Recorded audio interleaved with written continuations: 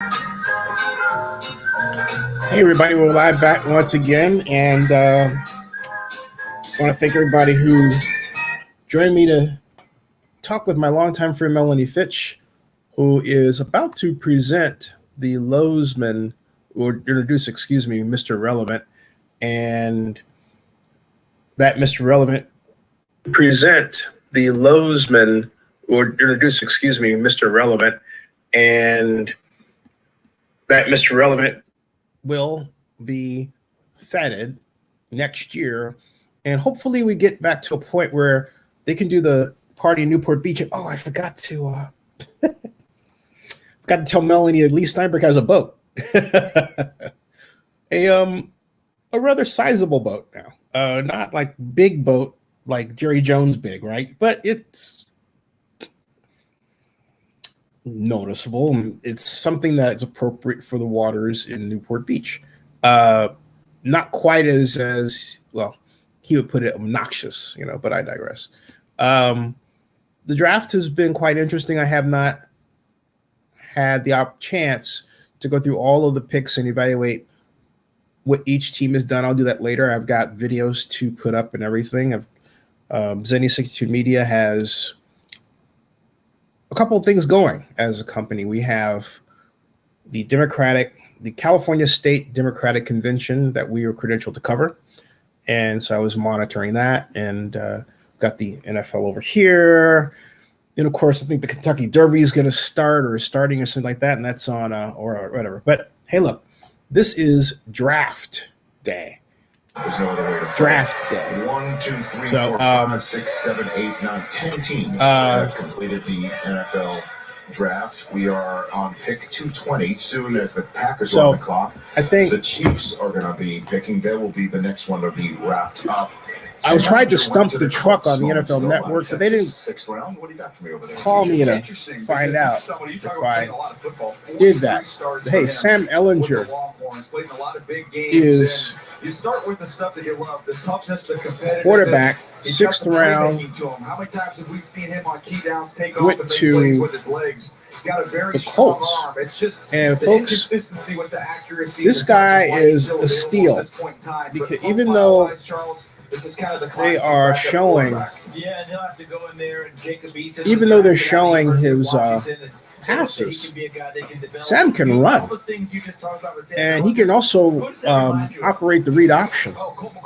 So Sam Ellinger, they're comparing him to Tim Tebow. That's not fair to Sam, because Sam can throw. Memories are short. Tim Tebow, I have to say, you know what? Tim Tebow could not throw well, okay? And watching him was an adventure, because you wondered if Tim Tebow was going to throw a ball that was batted or thrown to a defender, or maybe he would complete a pass, okay? So if you were a Broncos fan, or if you're just rooting for Tim Tebow to do well, every play was an adventure in itself. It's just because he wasn't effective as a passer. Was he effective as a runner? Yeah, but in those days, in 2010, the mental technology that we have today to run what we call the read option didn't exist then. It wasn't as advanced. It was still a novelty. The last person to run a read option who performed exceptionally well was Vince Young. And I remember having an argument with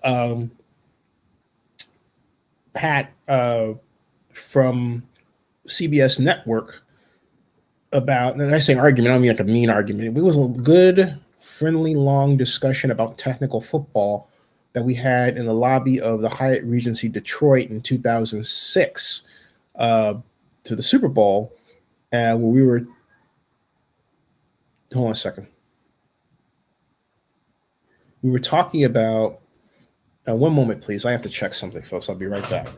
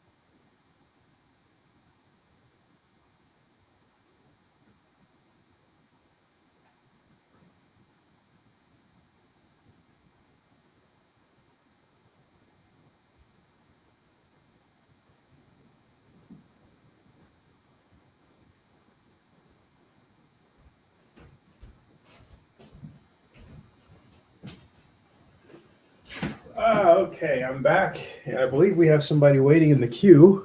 We do. I'm back, folks, and here we have. Hey, Vinny, how are you? Doing good. Doing good. Really good, Zenny. Really good, Vinny. Yeah. Vivid Sorry echo you right missed- now. Vivid echo right now. Hey, sorry you missed. He says, "What's up?" Sorry you missed Melanie Fitch, but we had a 31-minute conversation. I've known Melanie now since. Oh my lord. Do I want to say? Very long time before I was born, I'm assuming. Well, let's see.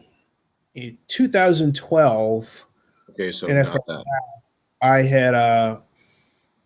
I said then it took 8 years for me to get to New York. You would say, why do I bring that up? 2013. It took me 8 years to get there. So 8 years because Melanie kept inviting me and her father, Paul. We go back to 2007. Hmm. Yeah, because her dad, and you probably hear us talking a lot about Bill Chackus. Yeah, of course. There is a video of myself and Bill setting up a really cool operation on the floor of Radio City Music Hall. Yes. Livestream was our sponsor. Ustream was then a new startup. Well, and then so Bill had what's called a not a fireball mic, but is it a softball mic? Is something like that. Something involving a ball and a mic. Right. And he had that. And so we had Blog Talk Radio, YouTube, and Ustream live all simultaneously. And Commissioner Goodell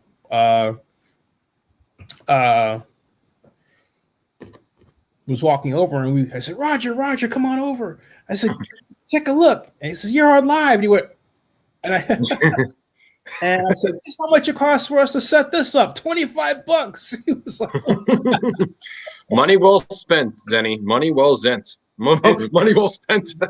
And the very next year, because ESPN complained about us making a live stream on their turf, if you will. Their turf? Really? I'm not kidding. They came up with the Zinni rules. Oh.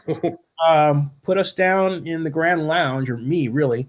And Bill was upstairs, so we had this little deal where he was posting photos and then emailing them. I was posting them on the website and all that stuff. But what I realized was a cool advantage from being down there is we didn't have to wait for the players, and I didn't have to run back and forth, because prior to that, I know this gets off the track of the week, but I'll get back to it. Prior to that, you would have to go from from the floor of Radio City Music Hall, the seats, to out to the lobby, which was crowded, and then downstairs, and then make sure that you got a seat. So you could either mark your seat with your jacket, or hope a seat was available. If you were smart, you mark your seat with a jacket. But they actually did me a favor by saying, if you're going to make video, it wasn't like I couldn't be up there because I was Zinni or something, but if you're going to do video, you're downstairs. Cool. So guess what? I had the first video out because all the other people there were just there to ask questions. And maybe they write something or something, but our media was different. We were gathering content that's still here on Zenny 62. So when Nada Kamsu came out, I got the first question, and so every year, I'm famous for asking the question, "How you're doing?" Because what happens is that players come in, they are young, your age or younger, of course, and they are waiting for somebody to ask them a question. And some of the big stars, most of the big stars don't have to wait. People come out, and the reporters are ready to ask something, because generally they come up representing the college or the college, news organization or whatever, right? Of course. But then you have lower round picks. I'll never forget it. There was a guy that came right after Mr. Taylor out of Michigan, who was drafted, the offensive tackle drafted by the Titans. And this man was a cornerback drafted by the Cardinals, by the Chargers, who had a little arrest trouble. And that's all they asked him about. And I just said, you don't have to answer these questions. And he's black. Yeah, that's definitely optics. Well, the NFL draft had a habit among the media, among the white media types, just to be blunt, okay? I know people don't like it, but if they don't like it, that's the truth. They like it or not, that's just the truth. Because all right, Taylor Lewan. Yeah. Taylor Lewan had assaulted 2 fans after the Michigan-Ohio State game. Yep, I know about that story.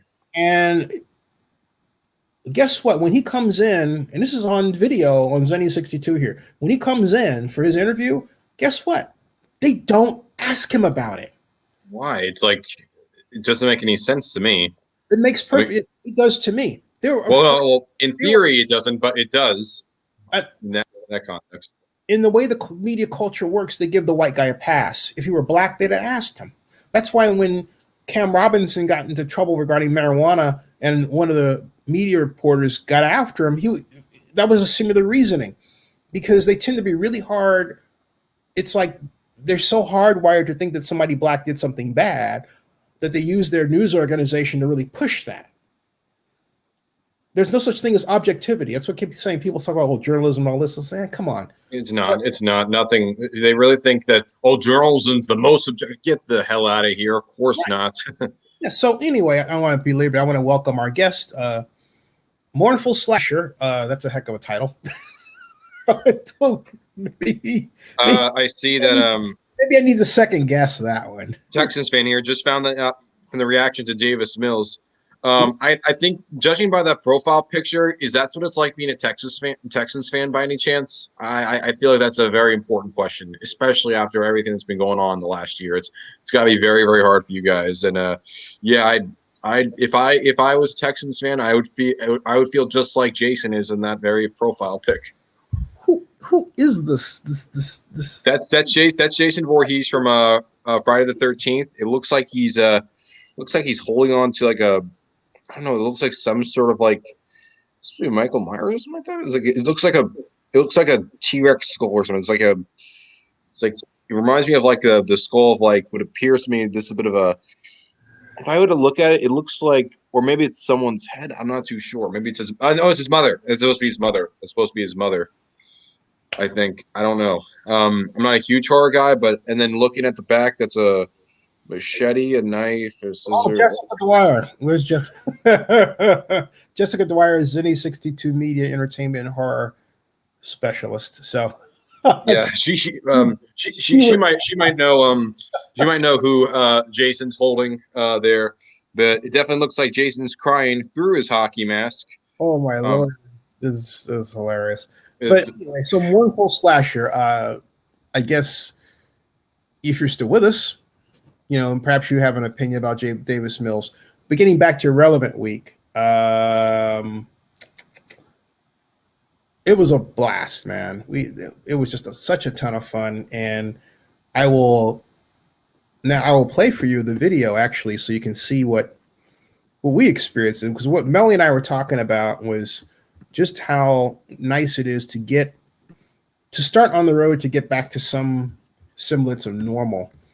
And I couldn't think of a better example of that than Irrelevant Week. And I'm going to call it right here. We had a beach party. This is 2012 that I went, and I said 2013, 2012. And I went down to Newport Beach, met my still friend, Julie Bueller, who was at the time the only woman to have a sports radio show of her own in California. She was the first and the only one. And that was her. We met that year, was her first NFL draft. So let me see if we take this. Yeah, but anyway, this is what happens the next year after Mr. Irrelevant was picked. In this case, Chandler Harnish was picked by the Colts. But this is what he enjoyed. So now we're headed to the Irrelevant Week arrival party right down there. This is really going to be cool, don't you think? Mr. Irrelevant Week is one of the coolest things. Celebrating the underdog, someone that everyone writes off. We have a big party for. And good food, barbecue. Yeah, the food was good. That's Paul Solano right over there. He's a man who established Irrelevant Week. Dwyer Kirtland Company. The janitor there got him from the T-shirt, whole body fitness, yes, full body massage, something like that. Happy hour gift from Paradise Cafe. That's Chandler Harnick right there. That guy's Mr. How Irrelevant. you doing? We're almost halfway done. Next, former bag, the shirt. We promised them the moon if they bring us stuff, and we're leaving town. Solano, after 8 years, I'm finally here. Tell my viewers about this Irrelevant Week. This is great. Look, a long wait. I know. Finally here. How's it going? How do you like Chandler? He's terrific. He's never been to California. Brought his family. We've had a good time. We do 2 things a day because we have less than a week. And the big banquet is tomorrow night. Yeah, I'll be there. Yeah. Lozman Trophy, which is much better than the Heisman. I gotta ask you, he takes all that home? All that? We send it by express mail. After they won big bucks, right? Paul's 94 now. So it's at the warehouse. Oh my God, that's incredible. Yeah, he might last for the Colts. You never know. He might start somewhere. Yeah, would he be the first Irrelevant to start on a team or not? No. Okay. When we started, there were more picks and less teams, so the last guy was really last. Now there's 32 teams and less picks, so the last 10 years, maybe half of them have made it. I mean, we have one of the guys that's coming tomorrow is a previous guy. Oh, yeah. Before. So he goes up and down, but we've only been practicing for 37 years. And, well, I want to thank you for being a good sport because I remember in 2007, we sat you down. We did the first live stream interview on the draft. Oh, yeah. You and Dr. Jack, Dr. Bill, you know, that was a lot of fun. My memory's failing me, but well, we know that a lot of people, and the commissioner's always been part of it. Yeah. Joe Brown, all those people. Joe Brown's a great guy. Yeah. He really is. Love it. Yeah. Your memory's fine to me. I'll cover you. You got it. Say hey, hi. Irrelevant Week 37. Here we are on the beach, at the dunes. Yeah, I know. Not in New York. And after 8 years, I'm here. There's your daughter. This is Alex. Hi. This is my excited to be here. Sports Information Director, Alex Finch. Always ready. This is a great Irrelevant Week. Thank you all for having me. Thank you. Thanks for coming out. And then I have an older sister. Your older sister. Your folks over here? What's that? Your folks over here? Yeah, folks over there. Okay. They're not folks are over there. So. Nice. It's pretty awesome. But yeah, I have an older brother that didn't make it out tonight, but or he didn't make it to California. No sisters? I have one younger sister. I'm sorry, she's out there somewhere. Okay. I don't know where she's at. She might be getting food. It's a big family, too. We got a big family. Hey, what do you think of all this, man? This is awesome. I mean, what are you gonna do with this? I have Cool. no idea. Play the match, all right? You know, hey, you take me. It's like, Can you name 5 things? Okay, nice to meet you. What's that? Can you remember 5 things that are in this stash, or was it just kind of a stream of stuff? Yeah, you know, well, Paul had so many jokes going on at the same time. I was like, I couldn't concentrate, but there's actually some really cool things. Right. There really is. Did you get the watch from them? I did, but they took it back to they're going to represent tonight. Right. how was the experience in the NFL for you so far? What has stood out of everything you experienced? With the Relevant Week or with the Colts? Everything, with the Colts and everything. Yeah. I'll tell you what, it's been a whirlwind, mostly because of the fact I got drafted to the team that I love. And then after that, I've never been to California. I played at one of the nicest golf clubs, probably in Southern California yesterday. Big Canyon. Oh, yeah. You grew up in Indiana. No, I've met so many people along the way. It's been a pretty cool experience. And how is it the training camp for you? Is everything you expected so far with the OTAs? It's been everything I expected and more. It's incredibly intense, complex. I didn't think that we would practice and weight train and condition as Hey, what'd you say, Vinny? He said he's from Indiana. Yeah, absolutely. much as we'd had. Because, the common misconception, I guess, is the NFL is kind of laid back. You don't do a whole lot. You just make a lot of money. But it's not. You do a lot, and, the public doesn't see that. But, you work really hard in the NFL. And how was she on her show? You guys had a good conversation. She was great because, no offense, but a lot of women don't follow the game of football very closely. And to hear a woman, it's kind of refreshing. Thank you. So, cool. You're talking about Ryan Grigson, I feel like I'm talking to my agent. So, which is cool because, we both know so much about. Hey, so does that mean get you give a plug for the Julie Bueller show? Yeah, absolutely. Absolutely. Bueller's Day Off. Bueller's Day Off. In fact, I should record that. I should have you say, hey, this is Chandler Harnish. You got to listen to Bueller's Day Off on Team 1010. I'll do it with a different microphone now, a little later on. Hey, how is your game changing in your throwing motion? Because the one fun part about covering the draft for 8 years and talking to quarterbacks is what they think they need to work on. Right. What do you want to work on? What do you do? Yeah, Hey, he caught it. Yeah, work on my catching ability. Catching ability. What did you call it in first? That's pretty good. I guess continue just to, perfect my craft as a quarterback. And footwork is a big thing with QBs. When your feet are right, your throwing motion's right. So, that's one thing I've worked a lot with my quarterback coach, Clyde Christensen. Just getting the feet right, reading progressions, things like that, understanding the playbook. I got to tell you, while we were doing that, they had all this stuff around us that you can't see, and they're giving him stuff. It was hilarious. Let me find pretty cool. In case for anyone that's watching this that doesn't know, they get an award too for being Mr. Irrelevant. They get something that mimics the Heisman. It's a little different. It's called the Lowsman. Yeah, that's what I love the image. It's like a guy dropping the pass, and that's exactly what we're getting to. You can always get better. And follow this man on Twitter. Is he still there? Dad, how is this? It's like an out-of-body experience. You watching your kid grow up and go through this. Yeah, it's been exciting for Chandler, and he's got brothers and sisters at home, and they're all rooting for him. He's really close to a lot of cousins, and they were right there with him during the draft, and everybody was so excited.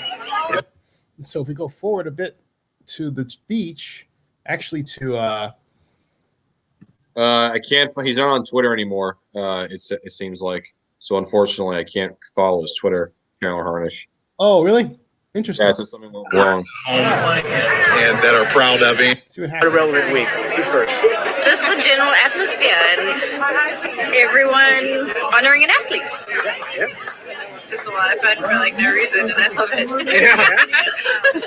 This is the first time I've been, so it's You all came for new. the beer, right? I did, totally, actually. Totally. Yeah, that's so did I. So what do you think of Mr. Irrelevant? He is so hot. Yeah. I'm gonna marry him. What do you think? She's eating. Need a board? An orange and Jack. I figure why not, right? God, I haven't had one of those in years. You guys have a good time? Yeah. You're having a good time? Yeah. Cool. Definitely. Yeah. I like that. That's a good. Thank you. Hey, Paul, that's an awfully big piece of cake you got there. I'm at Lauren's birthday party. So I won't see.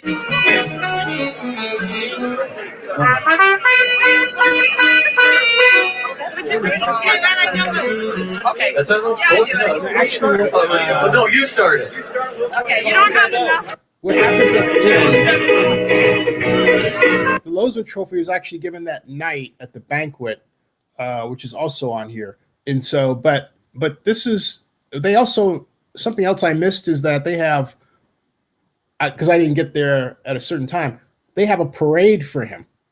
It's really cool. This is See all kinds of people at Mr. Irrelevant arrival party. Yeah. How you doing? and For a guy called Irrelevant, you're definitely really irrelevant there. You're the talk of the town. Now, Pretty cool. Ed is Melanie's husband. We're doing great. We're having a great For time. 8 years at the NFL draft, and now I'm finally here. I know. That's fantastic. And how is it going? So what do you think of Chandler? Chandler is a fantastic kid. I hope he's going to be very successful in Indianapolis. He's got a great attitude. He and his family are wonderful people, and they're just enjoying coming out to California for the very first time and experiencing our weather and our people and all the activities that we All have. the stuff you gave us. Yeah, and all the stuff he got. Yeah. Well, tomorrow night he gets the roast, so we'll see how he feels after tomorrow. Well, tell us about the roast. What's that? Oh, well, the Oh, my Lozman banquet God. is going to be, he's going to get awarded the Lozman Trophy, which is the Heisman guy fumbling the ball. Make him feel low. Yeah, he's got a good attitude. He'll take it in a good sense. And there'll be a lot of people that'll be coming out, former football players. They'll give him some inspirational advice. Some of them will give him good advice, some of them not so good advice, some jokes. But it's all in good humor. It's all fun, and it's all irrelevant. This is my first one. I'm sorry I haven't come to you. I was about to be back. This is stuff, folks. I'm having a lot of fun. This is really proud. Yeah. I'm glad you're here finally. Great, It was the first great of people. many. Great food. Yeah, great cocktails. Yeah. What can I say? Hey, you can say it's irrelevant. Oh, yes. Great to see you, man. All right, you too. So as you can tell, years later, I had a blast. And hey, Don, how come you're out there and not in here with us? We haven't seen you. Hey, Don. Hey, Donald, how you doing? Good to see you. Yeah, the link is actually in the text area. If you happen to go to the text and wink, click on it. Let's see where we're at. I've still got the NFL draft. The Kentucky Derby was staged. We have a winner, right? Nobody else does either. Is it done yet, or is it still going on? It was done. Yeah. So Just check. Aaron Rodgers was there, actually. Funny enough. yes, I heard. I heard. Yeah. My last game at Let's see here. You looked. You hear the story that apparently, if he doesn't, he might end up just calling it a career if he doesn't leave the Packers. I mean, that's pretty big news. Well, I heard that. I don't know. I think he's gonna stay put. Yeah, the wild card though is I don't know what. Oh no, it hasn't happened yet. The Kentucky Derby has not happened yet. It has. Randy Moss right there. It has not. It has not happened yet. Oh, it's a dead. The Old Forester Bourbon Classic. Hold on a second. Here's Randy Moss right there in NBC. No, not the wide receiver, of course. Hoping for 15 Rocket World to show up today. Okay, yeah, it hasn't happened yet, so we haven't missed this. I thought it was supposed to be at 7:30, so we're still cool there. What I was going to your world. We were talking about another week. I believe I can find the let's see here. I believe I can find the irrelevant week 2012. Hold on a second. 212 and then Zene 62. Hold on a second. ZENNIE62. Here. Let's see what I've got. There's Chandler Hollish. Oh, here we go. All right. Well, that's him. Let's see here. That's 5 years ago, 8 years ago, 7 years ago. There was. I have so much. I got to go back to my channel. I have so many videos with them. It's quite frankly not funny. Take us in for the Colts for the first pick of the 7th round. The 7th round is underway, folks. Yeah, 7th round is underway, folks. And the Colts take Mike Strachan, the wide receiver from Charleston. So his height is 6'5" and his weight is 226 pounds, and his 40-yard dash was 450. And you got a 70 overall, and athleticism 85, powered by Amazon Web Services from NFL Next Gen Stats. He did not play this year because of COVID. So just like many other players from this draft, they're taking him based off of data from 2019. But he was a 2-time first-team All-MEC selection. Okay, so folks, this is history. I am showing you now. This is from 2007 NFL draft. Myself and Dr. Bill, and that's Paul Salat. 5, 4, 3, 2, 1. And it is my great privilege and pleasure to introduce the 72nd NFL draft. Man behind this year, Paul Salat. NFL Draft Mag, blogspot.com, and fieldbusiness.com. And I apologize, I'm losing my voice. Please tell us all about what you do with Mr. Irrelevant. I know, and Denny knows, it's the greatest thing in the world. We want you to tell everybody else what it's all about. The premise is that the last pick doesn't get much Yeah, noisy it is.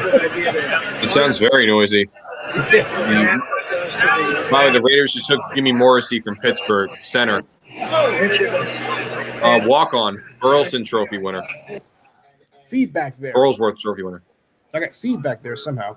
So that is, I'm not going to play the whole 7 minutes, folks, but that's the man who started Relevant Week. That's how far back we go. That's 2007. So that video is what, 14 years old? Something like that. So 2007, yeah. That was not our first NFL draft. 2006 was our first one with a Google channel, with a YouTube channel. 2005 was my first one, period, as media. Yeah. So anyway, that's Paul. And Raiders pick is in there. So let's see if we can go to ESPN. Hey, Vinny, what are your thoughts on the draft thus far? Well, I can tell you right now, the Jimmy Morrissey was just taken by the Raiders. Walk-on. He was given I forgot what trophy he came in. I personally really, really enjoyed the draft. I like the show that the city of Cleveland, Ohio has put on. Now granted, it's obviously been a bit scaled down because of COVID, but at the same time, Cleveland has done an outstanding job. But you know the old saying, what happens in Vegas will stay in Vegas, and I have no doubt in my mind that Las Vegas will put an even grander show than what Cleveland has. And Cleveland's done a pretty good job. Mm-hmm. But I think the city of Las Vegas, with its theatrics and just spectacle, and of course slot machines, MGM Grand, gambling, everything else. Well, they're having it in Vegas. Not sure. What? Mom was asking me if they were having it in Vegas. They're gonna have it They're gonna have it next year, assuming nothing wrong happens or nothing like another pandemic thing. Oh God, I hope another pandemic does not happen. That's why If it does, then maybe Las Vegas is just cursed. Yeah, that's what I was saying there. I said, Mom definitely wants to go. So that'd be exciting. Oh yeah, she loves Vegas. So that's gonna be fun. The pick is in for the Carolina Panthers. Pick 232, the 7th round, and with the 232nd pick, the Carolina Panthers, headquartered in North Carolina in particular, will take. We're waiting. Come on, we're waiting, Carolina. Come on. Did you see where the Saints took Ian Book? Yes, I was going to tell you that the Saints took Ian Book, Phil Hoskins out of Kentucky, defensive tackle. Yeah, Ian Book to the Saints. Even though he was taken, don't expect him to start. He's going to be a backup, if anything. No, I'm being honest. Ian Book fell to the 6th round. Let's put it that way. He's 6 feet. He's not particularly fast. He's got a good throwing arm, but and he's a good field general. But there are a lot of. Ian Book was a 4th round pick. Huh? Oh, Ian Book's 4th round. I thought he was 6th. He was taken. No, he was taken in the 4th round. He was taken in the 4th round by the Saints. Right. Yeah, Notre Dame. He played for Notre Dame. But I don't. Yeah, but fourth round it's tricky. It's a tricky round. I remember the Raiders drafted Matt McGloin in the fourth round, and he never really. I mean, the fourth rounders seldom really catch on. The Tom Brady's out there are rare. He's sixth round. That's rare. Yeah, Tom Brady was sixth round pick, 199. Pick 199 is in fact called in draft circles as the Brady pick. Yeah, that's how famous it is. They wasn't even picked. Right, but in terms of quarterback, though, specifically, it's very rare to find a person who is either undrafted or a extremely low round pick that winds up starting, because the teams slant their starting quarterbacks toward the ones that they drafted high. And I mean, it's not that it doesn't happen. There are plenty of examples where it does, but then you've got the people like, Peyton Manning, right? And John Elway and Andrew Luck and RG3 and the list, Cam Newton and Jameis Winston. This goes on and on. No, RG3 was a second round pick, but second overalls on Wikipedia they have 3 awards. They're not 3 awards. They have 3 articles for 3 certain. For now, they have 3 articles. Only there's 3 articles made for picks, like Pacific picks in general. They have the first overall picks, the second overall picks, and Mr. Irrelevant. So, yeah, that's a pretty select company, and he's a part of that. So, yes, I'm pretty sure Robert does wish his career went a bit better, but at the end of the day, he was the second overall pick in the NFL draft, and he was the Rookie of the Year in 2012. And, he had a 9-year career. Hopefully he does get signed. Hopefully he does get signed as a backup, and I wish him the best of luck. Yeah, RG3, who had the pleasure of not only interviewing RG3, but his dad. Those interviews are here at Zenny62 as well. And Robert Griffin Jr.? Yeah, his dad too, because his dad's a great military guy, and we had a great conversation about how he raised him. And I felt like if you ever have a chance, watch his videos from Nevada, Las Vegas, when he's quarterback. And M says, I got Tanner. Yeah, I thought about that. Yeah, I was gonna say. I was gonna say. If it looks like you got a bit tanner on me. Yeah, I was looking at those old videos. I did get darker. You know what I thought? I thought my first reaction was I got older, which is true, but I didn't think getting older meant. I mean, I just thought it was age, right? We were looking at my videos, Mom, from when I went to Newport Beach for the Irrelevant Week event, and I was noticeably lighter than I am now. Well, yeah. Yeah, Well, you that's were what. a little boy, you were copper. I was copper. My mother called her little copper boy. Yeah, see, I was copper boy. California really did a job on you. It's summer when I was younger. When I was younger, my eyes were like a much deeper brown. But now, I don't know if anyone can see. But now, if you look very closely, my eyes are more of a hazel. Yeah. It's funny how we change as we age. I think what I go with is also in terms of full disclosure, I was steaming my face a lot then too, and I was running a lot, so I was the sweat, but the sweat was cleaning my skin, right? Which I haven't done in. Any kind of clearance now. The idea is that he just in front of a pot of boiling water just to open up the pores or the sinuses if you're cold. I'm just thinking about that idea. That's a. I have to give it to M. Zenny got Tanner. That means he's paying attention. That's funny. I was going to mention that, but M, you did, so we're mentioning it. Oh boy, yeah, it's Mike Mayok's on. Mike Mayok's on NFL Network. Oh, I see him right now. Yeah, let's hear what he has to say. So.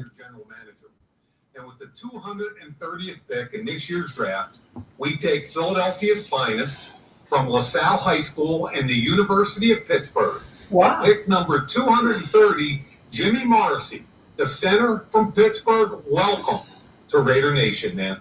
Yay! Let's talk about the kid first because Mike would prefer that, and then I will say what we're all This is the guy I was telling you about, the walk-on, Jimmy Morrissey. is due because that's what Mike otherwise would appreciate. And then again, then I'll have I always been in, McGuire was also a walk-on too. Oh, Jimmy Morrissey. We kind of let our star center go, Rodney Hudson, sadly. They traded him to the Cardinals. They traded him. That was awful. They actually got some trade. Well, at least they got something in return. But man, Hudson was phenomenal for the Raiders. He has big shoes to fill. Let's get this real. This is a quarterback with defensive line. Yeah. He calls the signal. Rodney Hudson is, in my personal opinion, he now in the 2010s, anyone could debate who is the best, center. You say Pouncey or Mack or Kelsey or Frederick, or you could say even Khalil. But if you're just talking about the primary goal of the center is to prevent sacks and to avoid the most pressures, no one did that during his time with the Raiders better than Rodney Hudson. Right. Cardinals are getting themselves an amazing veteran, an amazing leader, and truly one of the stalwarts of the offensive line in the NFL today. And when I say he's Cardinal Nation, if you're listening, he's been this good for the Raiders, and I have no doubt in my mind he will be just as good for Arizona. I think so. Hey, here's Joseph. Joseph and Donald. How come you guys are outside? I knew they were going to. Joseph says I knew they were going to drop the center eventually. They have Rodney Hudson back up and Nick Martin, who is basically the sunset of his career. Yeah, Nick Martin, Zach Martin's brother. I feel like if this were not the pandemic, Hudson would still be with the Raiders. I think so too. Honestly. They wouldn't have been in a position where they were shifting money around. And I believe the Raiders got caught where they couldn't get him to take a pay cut. There's a link in. Check your. Check it again. Check the link again. It's there. The link to this show is there. Let me make sure that's the case here. Let's see here. I thought it was. Oh, I see. You're right. I stand corrected. Joseph. You are right. So now I have. And so it is there. Yeah, the new link is now in. So yeah, try that. Yeah. Hey. Larnell Coleman, the UMass. Boy, his kids are getting big. Yeah, I was going to say, wow, how old are those kids? The last the text message was from Melanie Finch. Say again? Oh, here he is. That's what I'm just. How are you? Hey, good, Joseph, how you doing? I'm good. There was a 7-second gap there, so we were texting and talking, and it just popped up right now. The text. Oh, okay. Hey, so Joseph, what do you think of the Raiders draft and the draft overall, and how you doing? Oh, good. I did. I had to rest up a little bit, so I tuned in late. So I saw that they took Nate Hobbs at corner. Mm-hmm. Mm-hmm. I don't know. I mean, I think there probably could have been better options, but I do like some of the evaluation that he's gotten from some people that called him a stud. And listen, when you have Nate coming out and basically saying that he's a playmaker and he's motivated to play, I think above all, I think that's what you want in a player who's confident in himself and who's figures out that he got drafted late in the draft and wants to prove himself. So I think that could be actually a great pick for the Raiders. It might be a sleeper pick. I feel like this draft is better than the last. Actually, all the drafts they've had over the Gruden time that he was head coach. I think they finally got it right. Really good. Well, you know what I honestly think is that you have people like marriage. This is neat. Wait a minute. Some Chiefs fan just proposed to his wife with a ring pop from the looks of it. Oh, his That's wife. pretty cool. You want Joe? Wow. I think in the NFL Network they're going to have Mike Mayok address the network in a few minutes. They're going to have I'm the excited what? for that. Mike Mayok address the NFL Network. Oh my God! It was on the NFL Network. Yeah. It was. It was.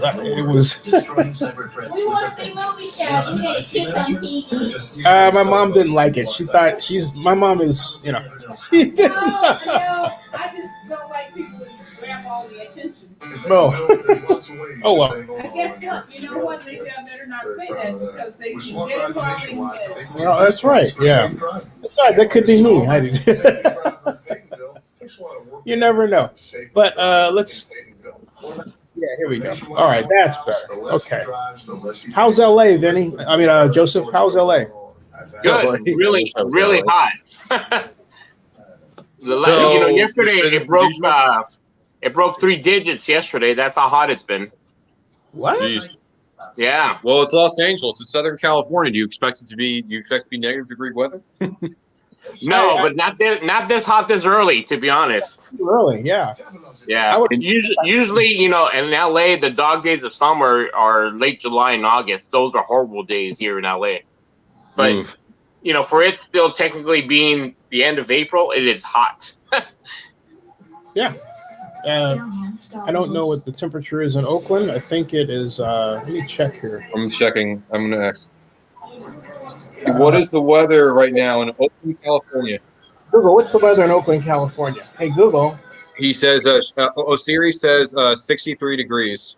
So relatively cool compared to triple digits. And that's what I was always stunned about when I went to Berkeley for the first time. I did tell you that I went for that summer program. At night, it was freezing compared to what I was used to in Southern California, which I love, by the way. I love Northern California weather.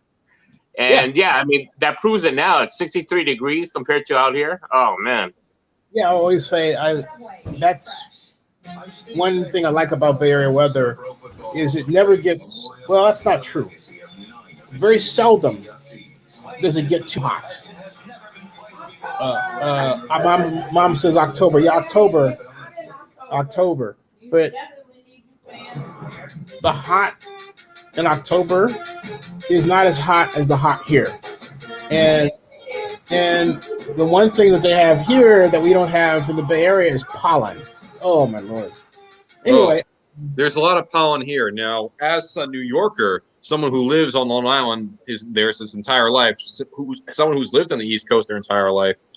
What we have is very unique. That we literally have every single temperature with every single, because we're somewhere how somewhere in the middle. It's not close, not to the North Pole. It's not the equator. It's somewhere in between. As someone who lives in this, I can tell you that I've actually experienced every single traditional trade of a season. When it comes to the winter, we sometimes get snow. We sometimes when we get snow, we can get a lot of snow. We can get a little bit of snow. And then when it's summer, it can get very hot, but it doesn't happen too often. It's usually 70s, 80s, and that could be really, really hot with the humidity. But, when it comes to spring, sometimes it can taste very, very cold for sometimes. But, usually those, late fall, early spring, it can get very, very cold in New York. But in the summer, it can sometimes get cold. But it can make someone like Joseph. It can make someone like you sweat too.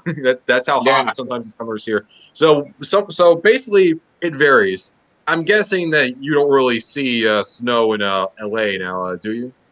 There was a few times a few years ago it dropped down cold enough where it started technically snowing, but I consider that hail. But it's above me. I live not too far from the San Gabriel Mountains, and there was one year where that place was just topped with snow. I remember watching Drake and Josh when I was younger, on the series finale. It was actually a Christmas special actually for their series finale. And at the very end, because they were helping a girl and in a foster care, they had one of their friends, just because they didn't have snow in San Diego, they basically had their friend just basically grind up hard cheese as snow, which was actually a really, and that's how the show ended. In case you don't know, Drake and Josh, classic show from the mid 2000s. You know, Drake Bell, Josh Peck, Miranda Cosgrove, and still see them today, and I still love their stuff. Hey, the Raiders have their own Drake and Josh now. Yes, they do. I was going to mention that. A question for you all: how do you think Cam Newton will respond to the challenge of Mac Jones? Joseph, what do you think?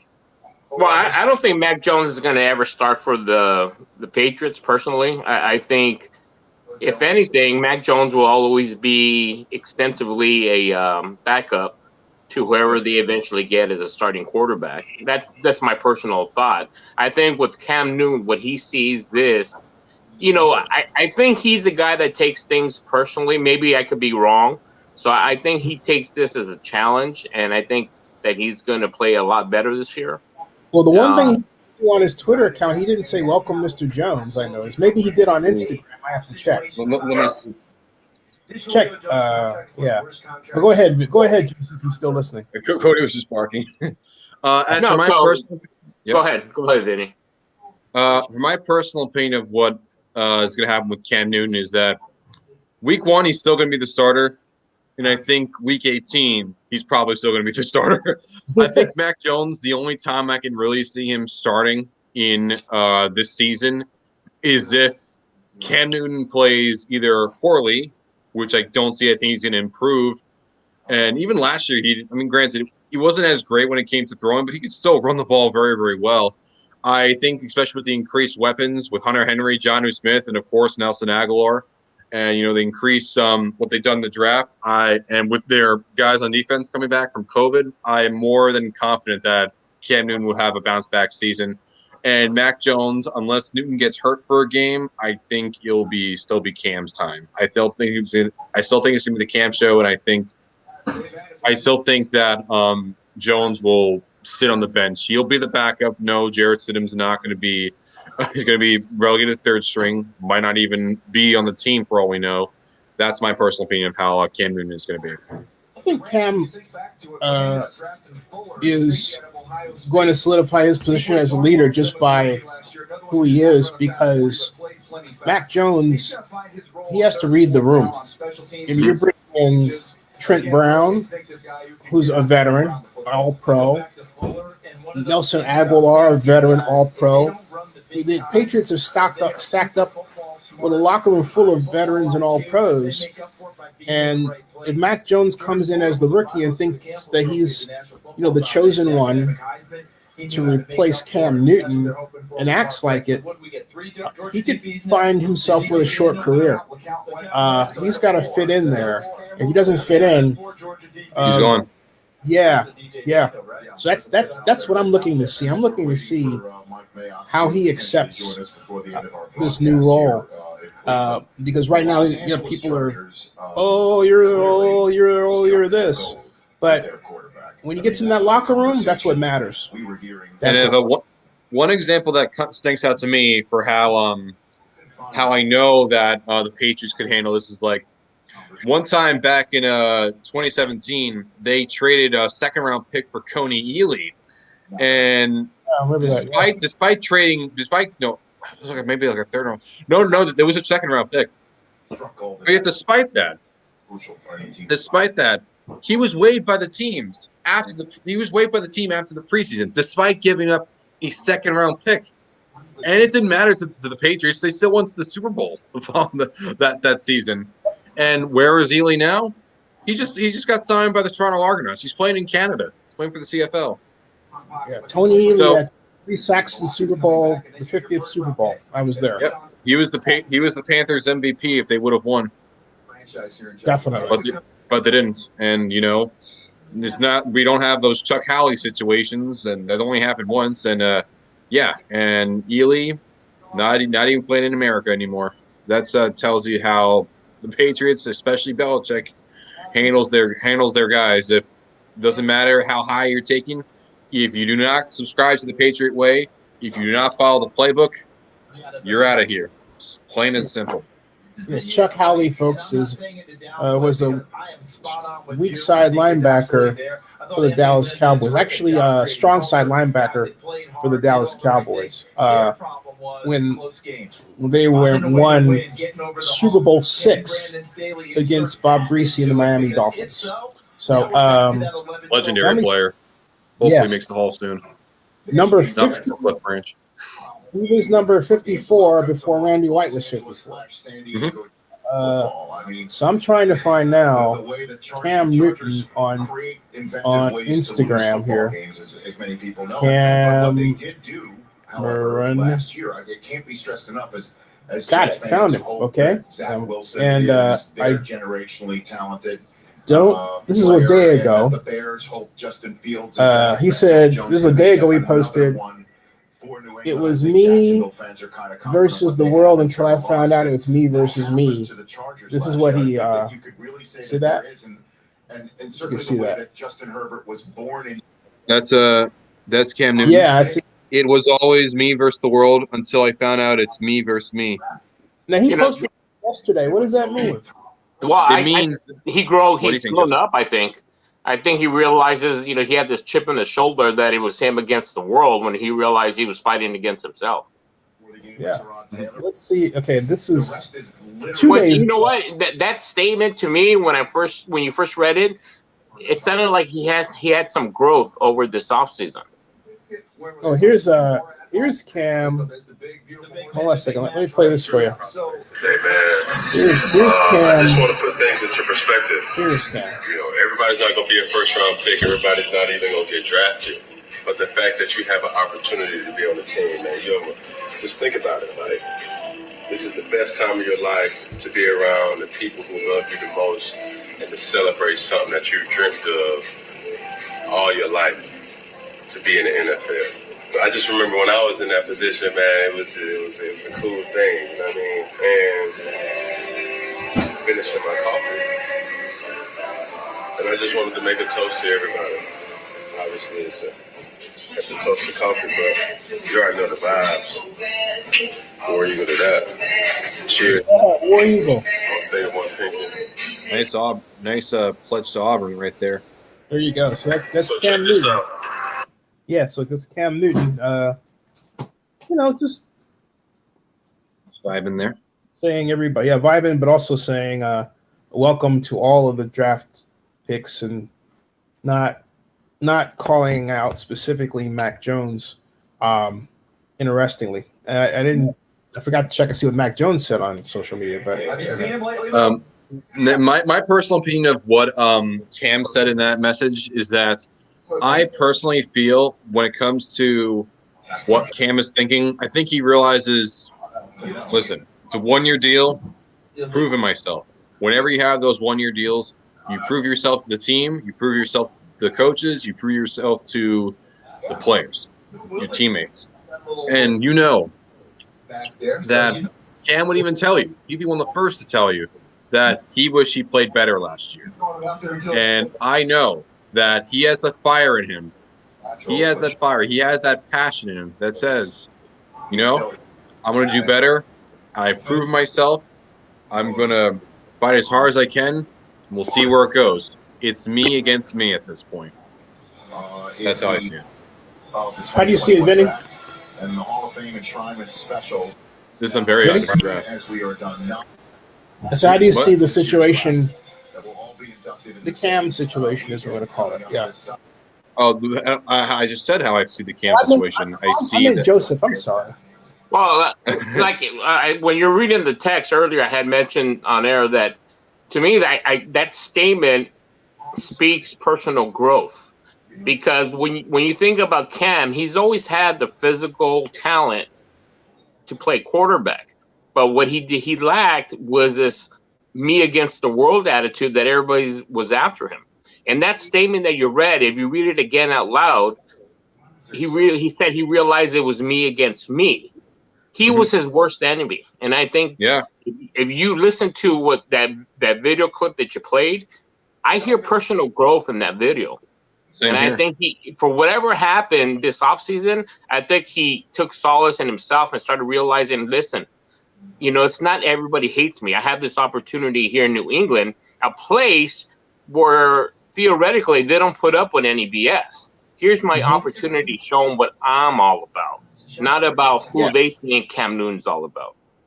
Yeah, I agree with that. I think that he realizes that many people thought of himself as a me, and he knows that this is his best opportunity. He's going to make the most of it, and he's going to do his best he can, not really for himself, but he's going to do the best he can for the team and to see how his team goes, because he knows as the quarterback, you have the pressure of the entire team on your back. The success of your team could depend on how well your quarterback is, and Cam knows that. And that's why I see there's been this personal growth. And that's why I see him as next year, I see him even establishing himself even greater as the leader of New England. Hey, by the way. And having said that, I was wondering, Zenny, if you could reread that statement that he made, because I think that was some powerful words, and I think it's worth listening again if you can. Let me just go get it back. You want me to play the video that he did? No, just that clip that you said he always felt it was me against the world, and he realized it was me against me. This is right here. There it is. Can you see that? No, I can't. But as long as everybody else can. It's down over there. Let me see it again. It was always me versus the world until I found out it's me versus me. Kendrick Lamar. There's this Kendrick Lamar quote, and he's looking at himself in the mirror. Yeah. I think the guy that Cam is going to have to worry about is Cam, but I think the guy that Mac Jones is really going to have to worry about is this guy. Stidham? Yeah. And Stidham is going to have to worry about him. So Stidham's still on the team. Mm-hmm. So now you got a crowded quarterback room. You got an Alabama Crimson Tide national champion. You've got an Alabama guy versus an Auburn guy. You got two Auburn guys and an Alabama guy. There's something funny about that. I don't know. Sounds very funny too. And maybe that's why Cam said War Eagle. Maybe he was sending Jason a message like, I'm on your side. Oh, boy. We are at round 7, pick 245. Pittsburgh is up. Pittsburgh is in. We're headed toward, I believe, let's see where we're at in terms of picks. Uh-oh. There they go. All right. Very good. Mike Tomlin of the Pittsburgh Steelers is about we to are the next pick. we are down to we're headed toward the last pick. To make a pick again. Yeah, we've got 1, 2, 3, 4, 5, 6, 7, 8, 9, 10, 11, 12, 13 picks away from the end. 13 picks away from another great NFL draft. And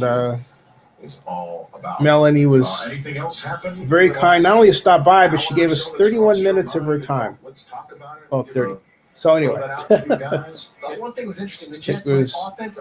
you're new to this channel, folks, just go to Zenny62 and type NFL Draft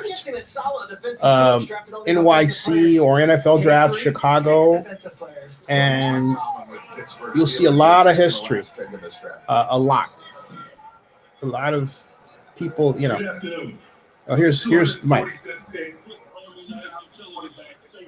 Trey Norwood, Oklahoma, cornerback.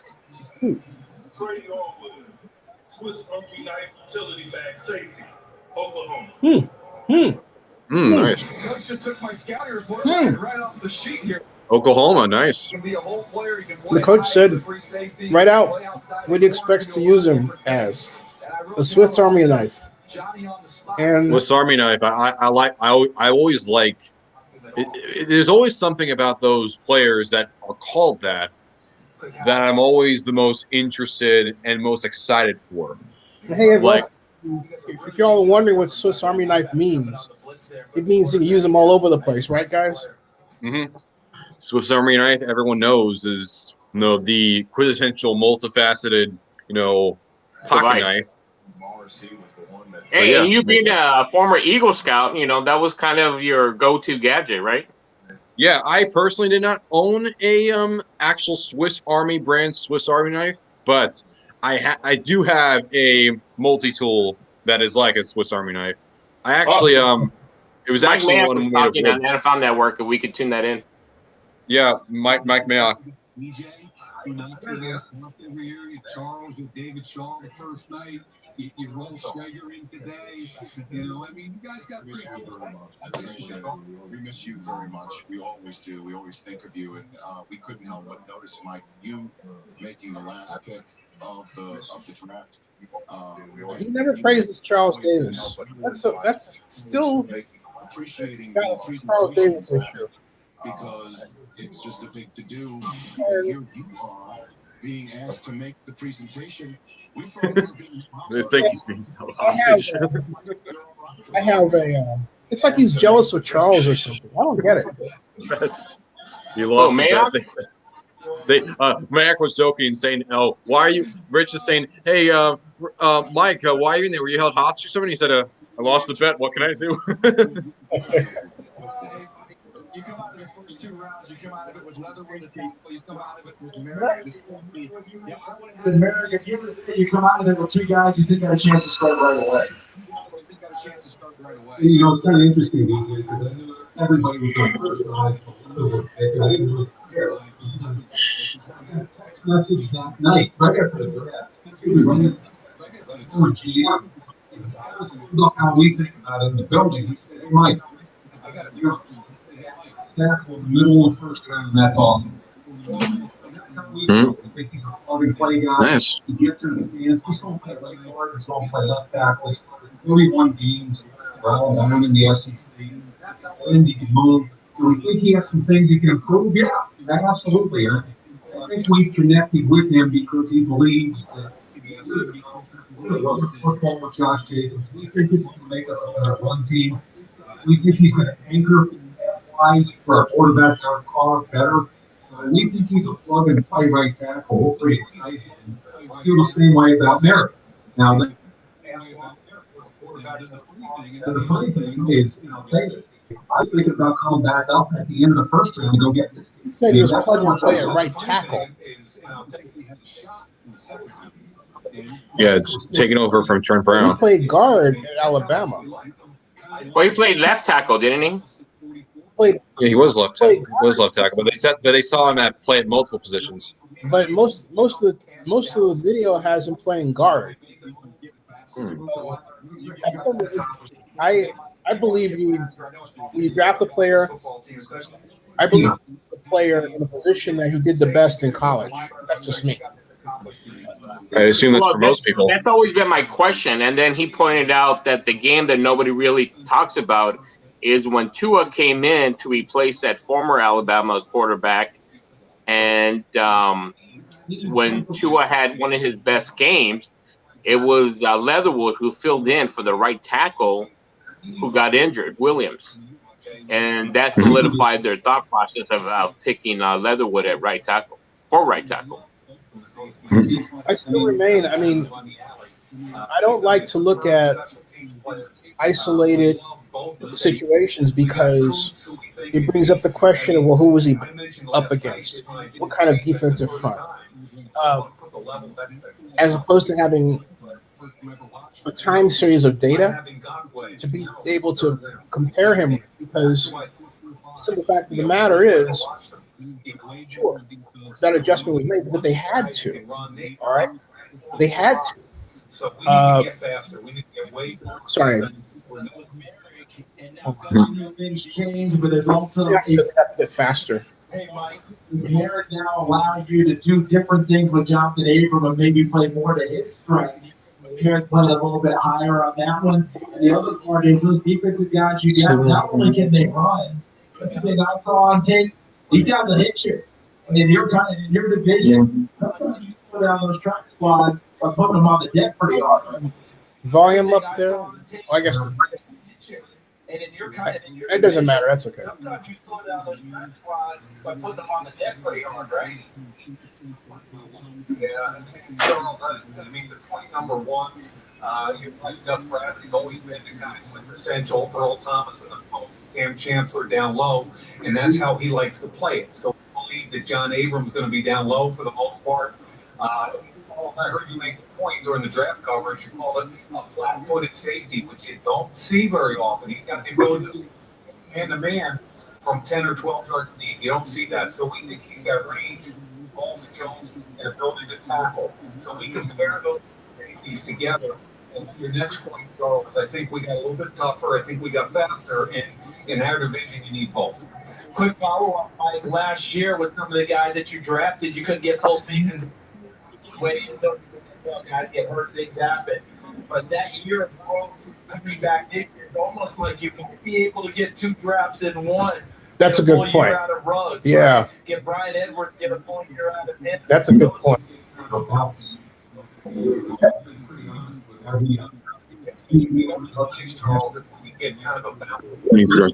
Class a year ago, and I've been pretty honest with that media out here and say we need more production from last year's draft class. Those 2 receivers, Hobbs and Edwards, we think David Arnett has a chance to be a really good football player, but he's got to prove it. He has to stay healthy. We think Tanner Muse can come out and compete and be a good football player, but he's got to be healthy. So if things worked out to the way we would like them, Charles, we get a real nice bounce from last year's draft class in addition to this year's class. Mike, it's always an honor for me to be at this table. This was a seat that you were at for so many years with these guys, and it's so cool to ask you a question on day 3. And I'm going to go to the media side of this because we all do these mock drafts, and we're doing them for months, and we do shows about mock drafts. Go back to Leatherwood because he wasn't on many of these mock drafts, and you guys have the conviction to say, not true. We like him. Does that conversation happen and say, we know we're going to hear about this, but we feel so convicted in this room about Leatherwood that he's our first round pick anyway? Peter, don't take this the wrong way.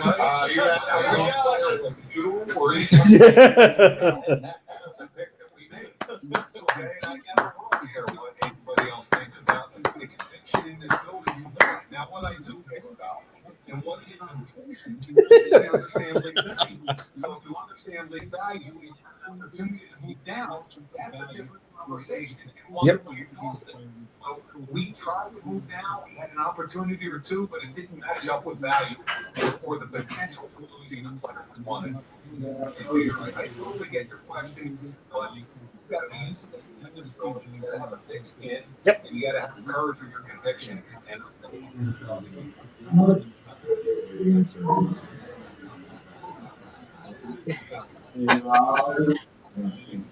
NFL, you need that. That's right. Yeah. That's the one thing the Raiders you could say they don't lack confidence in their draft room. That's for sure. No, but also it's and nothing against Peter.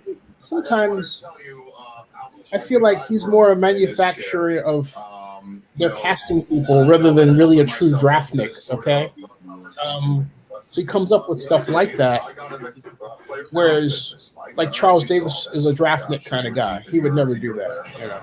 I decided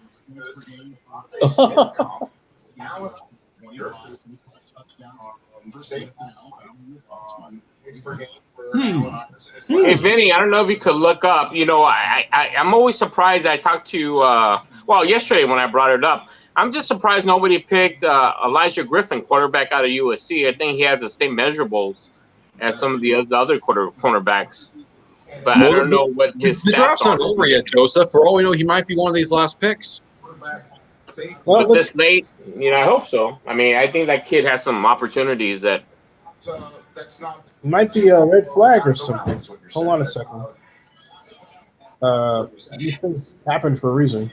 I should mention there were 2 long snappers taken in the 6th round.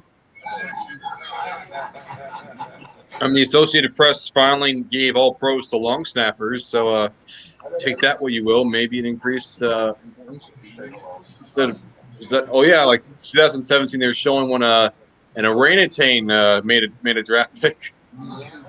Zach Banner. Okay. Elijah Winston. Let's see what the problem is. Yeah, he didn't like that. The Banner's with the Steelers. He's been with the Steelers for a while. Enough. Is that orangutan still there? Rocky the orangutan. Rocky the orangutan? Yeah.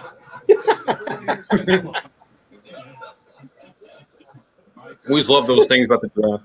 Whenever you like, I mean, granted because of COVID, but like I did kind of like how, you know, it was 2018 when you had some of those fans that come up, or you have like different calls from places all across or certain stadiums. I kind of wish this. I would kind of wish this draft had more of those things, but you know.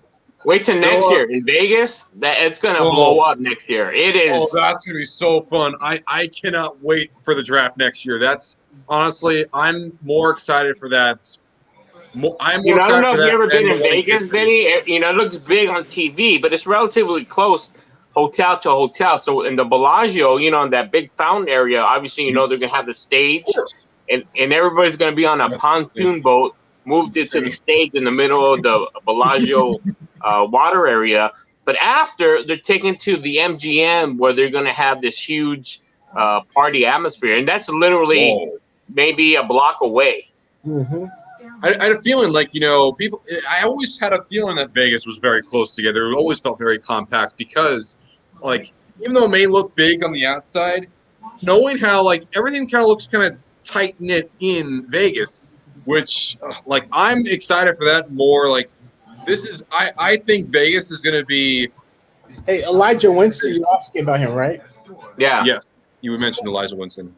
He underwent surgery for a broken ankle June of last year. Oh. And he was out 6 to 8 weeks. Ugh. And I don't have any clear.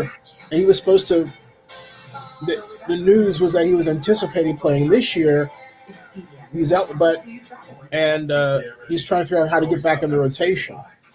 So for SC, so I don't know that he's supposed to come out. You know. Well, we're seeing the best for his recovery in the meantime. Yeah. So there's your answer right there. That's as far as you know, because there's no information about him being involved in a pro day or anything like that. Okay. So as I was trying to say for Las Vegas, honestly, I think Vegas is going to put on a show for the draft like no other. I'd say in terms of my favorite drafts ever since they have the 2 in Chicago, 1 in Philly, 1 in Dallas, 1 in Nashville. You had the 1, then you had the year virtual, and then you had this year in Cleveland.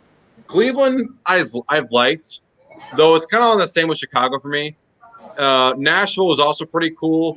But I'd say the best for me in terms of like overall experience and just like the show itself was either Philly or Dallas. Like those 2 drafts in particular, the atmosphere, the fan base, just the size of the people itself, completely just unique. And I think if anything is going to top that of Philadelphia or Dallas, ones I think of include Green Bay and Las Vegas. Why Green Bay? Because, you know, of course, the Packers. But Las Vegas, it's Las Vegas. You have the Raiders fans there, from there, LA and Oakland. You also have the city itself. And just, come on, it's Las Vegas, Nevada. What better place to have a party? The draft itself makes a whole celebration. Can you imagine that? Taking bets, like the betting wages for people to get picked. Oh, it's going to be crazy. Like no other. I can't wait. Segment out this part is to the Las Vegas Convention and Visitors Bureau. They might want to pay us for that. That's pretty good, Kenny. Yeah, that's what. You know, one comparison I can make, it's somewhat of an analogy, is that when you go in the city of Manhattan, right, or in the city of New York, you know, if you walk, like when I went there the first time, I'm thinking how big and grandiose this place is, and everything's so compact and closer than what I expected. For example, there was one point where I was in the in the Broadway district, right? Mm-hmm. A few blocks, all of a sudden I'm in Hell's Kitchen. Yeah, it's not far, especially like in Lower Manhattan. Right. Like especially So like think about that in terms of Vegas, in terms of how the hotels are structured. You know, that kind of the feel. I mean, obviously it's different scenery altogether. Very different scenery. But in terms of the proximity of places, it's very much like that. Oh yeah, like I'm assuming that Las Vegas isn't that more compact than New York? Say it again. Is Las Vegas more compact than New York City? No, I don't think anything compares to to New York. Well, New York is very, very close together because there's all the buildings and whatnot on the streets, Central Park. But you had to go vertical instead of widthwise or across. Yeah, like you have like those bridges and on some occasions. Besides Las Vegas, where would you guys want to see the draft? Well, LA is going to be another hot spot. I mean, it's going to be. Yeah, you'll basically have it a Hollywood draft. Basically, that's what you're gonna have. Imagine all the celebrities, like imagine like the winner, the winner of Best Picture, like or Best Actor, Best Actress comes out and says, and this is like opens up one of the old Oscar kind of like, oh man, it'll be so exciting, like the Hollywood sign. Oh, what about you, Zenny? Oakland. In fact, I wrote a plan for it to be in Oakland like 7 years ago. As a blog, that would have been great. Using our two auditoriums, the Paramount Theater and the Fox Theater, and spill over at the Grand Lake Theater. No, I think Oakland is overdue to host an NFL draft. And we've got some hotels, but with BART connecting to San Francisco pipeline to other hotels, so we could do the NFL draft. But I want to show you guys something. Speaking of Las Vegas and what to expect in Las Vegas. Oh, by the way, is this here something that I think you'll find interesting. Here. And Peter Tompkins says Baltimore. I'd like to see that too. Baltimore would be pretty nice. You probably wonder what I would pick. For my choice, I feel like a great place to have a draft that has not been here yet. I would personally go with, that's not New York, don't worry. I feel like a good place to do it would be, you know, how about New Orleans? Yeah, Mardi Gras. Hey guys, here's the setup along the Bellagio fountains. The league was going to construct kind of a barge, and as you can see, that barge has a stage on it with screens to either side, and that's where the red carpet was going to be originally. And they had these boats that were going to take us over there. I think that's here in the video. I'll play the video. And you see the video they're playing? Let's see if you can see that. Everyone, you know, announced in Las Vegas at the Convention and Visitors Bureau. I'll just kill the sound and let it play. But they're going to have these kind of gondolas that took us over there. And I remember asking Peter O'Reilly if there was going to be a bathroom there.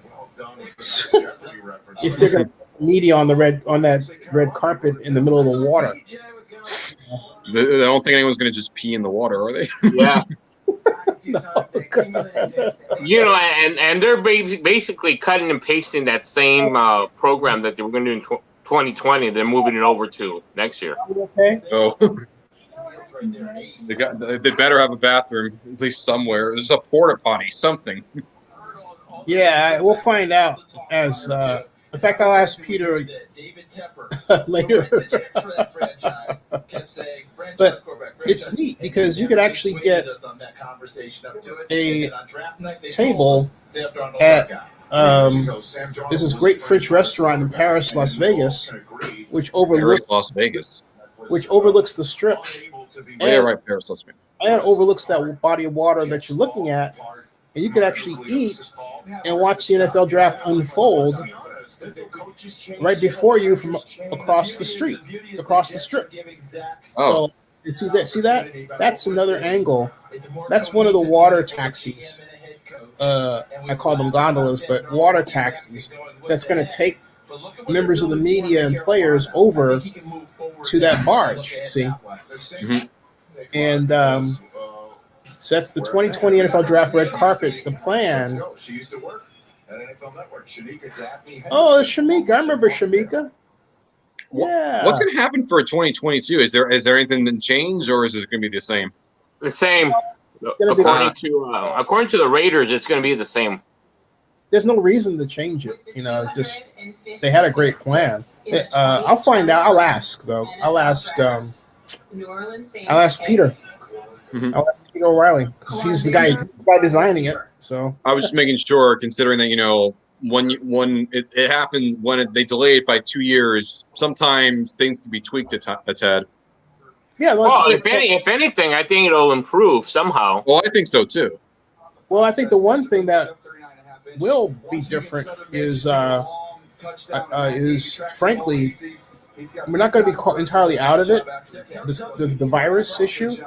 So I do believe there's going to be some adjustment made for who's got vaccinated. Mm-hmm. I think that'll be the big thing. And undoubtedly there'll be social distancing, but I'm hoping that by the time we get to the NFL draft to Las Vegas, 70 to 90% of the country will be vaccinated. Mm-hmm. If we're there, if we get there, I think we'll be just poised Big for success. Yeah, poised for a great time. So Well, as my the mom, only alarming thing is that the CD. My mom says, get your hotel room now. And you know why she's right? Because price gouging. Vegas is notorious for that. In fact, Las Vegas, we have to. Notorious. Mm-hmm. Oh. So anyway, let's see here. Raiders. He says, yeah, okay. He says, Joseph, how would you grade the Raiders draft? To you, Joseph. B plus. And it only because I'm a very hard grader. If I was a professor, you would have to earn that A. But considering how I felt about the first day and what we ended up with, it's a strong B plus, almost an A for me. Joseph. That was Joseph. Now for my personal opinion. No, Vinny, I think you were saying Joseph. I'm sorry. No, don't worry. Don't let it get to you. For me personally, I would probably give it B plus as well. There's some picks I'm a little not too sure, but I am confident that they will go through the Kings again. I really especially loved their pick in the second round. I thought they did a pretty good job.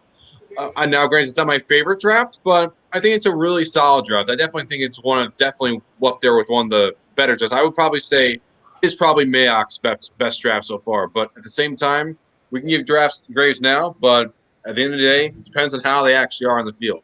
What about you, Zenny? I give an A, and I give an A because of all the drafts they've had. Like, for example, under Gruden, the first time when Reggie McKenzie was general GM, and they had the Vegas money problem that they didn't want to admit, they went cheap, and that's how they got Maurice Hurst. And that was the trade down draft. They traded down. They traded down. They got Colton Miller. They got Colton Miller. They went on the cheap. They deliberately looked for players that had injury problems. That's how they got. Remember Arden Key? It's the same. Yeah. That's why he was devalued. He had an injury problem, and they paid the price because now Arden Key and Maurice Host are now with the Niners, and it'll be funny if they pan out with them. That's the one thing I think not Mike, but I think that's the one thing that's going to be interesting to see how it pans out. But I think both had health issues. That was the first one. And the second one, of course, we had. The point that I'm making is that the Raiders have not had a draft like this one where you can turn around and see that they're going to have. Are you okay, Mo?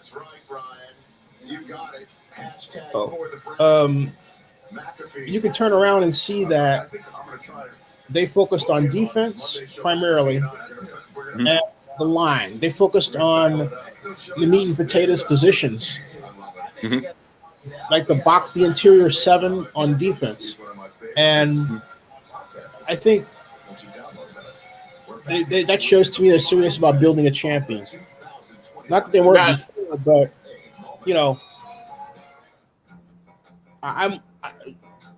Cleveland Farrell was not the pick at all, and it's nothing against Cleveland as a man at all or player. He's been effective, but he was also asked to do some things that were stupid by the previous defensive coordinator. But Max Crosby was drafted the same year in the 4th round, and he turned into a star player. Right. And so I think they could have my point is, given the way that turned out, they could have gotten better value at that level than Cleveland Farrell. But I contend the reason why they didn't do it is because they were hampered financially by the fact that they were not taking in as much money from the tax for the stadium as they needed to, because Raiders, I don't care what they say, the Raiders are Stadco, Stadium Corporation. They're responsible for the payment of the construction for that amount that they were taking in from the tax in what's called PAYGO, pay as you go, before the bonds were floated on April 18th of 2018. And so, and what I kept saying was going to transpire because the tax rate was too small happened. They didn't have enough money. And now this year they're staring at another big drawdown that they're going to have to make because they don't have the usual run of Asian tourists coming in because of the virus. So the Raiders need a draft that produces a winner to get people excited, to get people to want to buy tickets and season tickets, to get in there today so that sponsors don't wind up checking out on them. They're in a precarious situation. Has their money been better? Or no? How's that been? No, but go ahead and ask your question. Sorry, I just that was the question I had. It involved the money. No, it hasn't been. You have a number of casinos that are suffering. No one's going to turn around and embarrass the Raiders and say we're ending our sponsorship. Definitely not. But that doesn't mean the money's flowing. And there have been subtle changes, like the video board. Remember the video board stadium hasn't. Hey, you followed that, Joseph, with the video board? Yeah, what ended up happening, they took everything down again, and they're redoing some of the latches that were on the, not the screen itself, but if you look at some of the videos, like on Duntop's, he puts up, there's screens being put up again, and they look slightly different or altered from the original ones. And the projection to get that screen done was anywhere from 6 to 10 weeks, and I suspect it'll be the 10 weeks. And I think they want to get it all done prior to the Garth Brooks concert.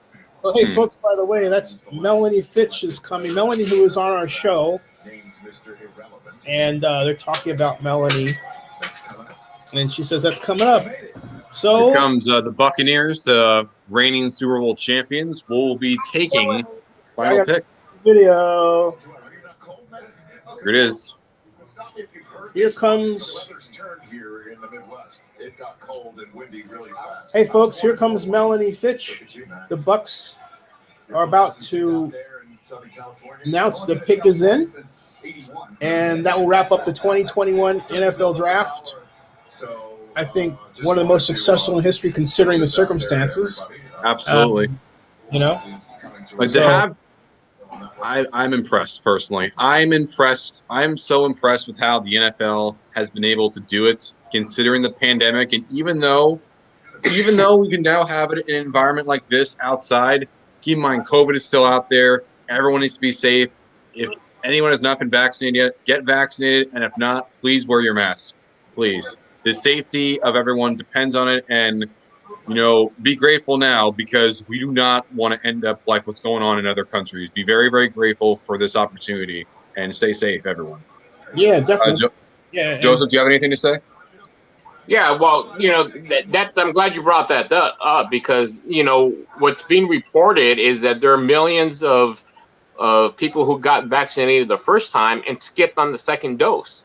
And what people don't get, if you think about this analogy, you're just allowing this virus to linger on and potentially split to a variant where we won't have a vaccine for. And I don't understand why you have people consistently thinking everything's okay now when it's not. Because guess what? If we don't continue to get vaccinated and follow the protocols, we're going to continue having this virus till next year. Yeah. Hey, right here. Here comes Melanie. Here. That's Melanie and Ed. Ed is her husband, and they're going to be here. They are. Yay! National Football League, you really do rock. We've been having fun here, and now what you've all been waiting for, the announcement of Mr. Irrelevant 46. All right. Yay!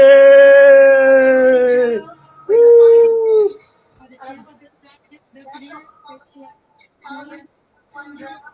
Grant Stewart from Houston, linebacker. Stewart, a linebacker from Houston. Grant, congratulations on being Mr. Irrelevant. Yay! Guy has nice hair too, Grant Stewart. I believe has nice flow, nice locks. That's Ed, Fitch, and Melanie, and that's the pick. And so he is the 2021 Lozman Trophy winner. He is Mr. Irrelevant, and he will be, if all goes according to Hoyle, feted in Newport Beach next year as part of a kick butt party that I had the pleasure of attending once, and yet they keep asking me to come back again and again and again. Very exciting. Hey, well, I'm local. If you can't go, tell them I'll go on your behalf. Well, actually, you know what, though? That's a good idea, Vinny, but Joseph. You're going to go. Hey, Vinny, we should just switch our names around. Doing that. Listen. See right here. See over here. That is Joseph. Right over here is Joseph. I'm Vinny. That's Joseph. I'm Vinny. It's this. You know what it is? He sees the goatee and he gets mesmerized. We both have goatees. I have the full beard. There you go. They've got the beards. Yeah, that's it. Joseph, you're going anyway. All right. You're locked in. There you go. All right, folks, subscribe to Zony62 and bookmark oaklandnewsnow.com. And thanks, Melanie and Ed. We'll see you next year. Yeah. And just like that, a draft is in the books. Wow. Again, I'm so impressed by the NFL. I'm so impressed by the city of Cleveland for putting this all together. Yeah. And everyone, I hope they're vaccinated. I assume they're vaccinated. At least they're going to tell us they're vaccinated. But you know what? We're going to find out next month. We're going to find out next month, maybe next week. Who knows? Yeah, I hope. But all you have to do is look in the crowd. Look at the crowd. Look at the people that don't have their mask on. What's the point to have it dangling from your ears if you're not going to have it on your face? Yeah. Yeah. I think everybody that's in there, they say they had to be vaccinated. I just hope that they didn't lie to get in there, because it's just like probably have to show their ID and their marker. Yeah. Otherwise, because it looks just like any other draft from on high, right? Mm-hmm. Well, there's some less people there though, from the looks of it. But hey, speaking of which, hold on a second. The Hall of Fame enshrinement special is next. Yeah, that's for all the 9 people that were elected this year and last year that are no longer with us. These include Duke Slater, who was the very first African American. No, they're starting now. The Kentucky Derby contenders are making their way to the starting gate right now. Hold on a second. Las Vegas, they're showing. Yeah. Vegas. See, there it is. Woo-hoo. Beautiful. Absolutely gorgeous, this place. 359 days away, guys. Yeah. And there's is that supposed to be Jim Thorpe? Woo-hoo. Woo-hoo. There's All Tom right. Flores and Charles Woodson right there on the side of the hall. All right, they're making Again. their way, so we're going to turn channel 11 here. See you there. And now the Kentucky Derby is on. And they're making their way to, it's a big sports day. So, in the interest of news, I can't miss it because that means a video. I can't video directly, of course, but you know what I'm saying. This is weird. Usually we're able to split them out. So, yeah. Midnight Bourbon. So, guys, we'll be back later for a recap, unless right after the Kentucky Derby, then I'll hit you guys up and we can talk more NFL draft. But I don't want to, but we'll be back. How's that sound? Yeah, good. That's fine. All right. I salute you all. Thank you all for being a part of this. And in a little bit. Yeah, because they're lining up to run the race right now. It's exciting. Yeah. Okay, see you in a sec. All right, just text us. See you.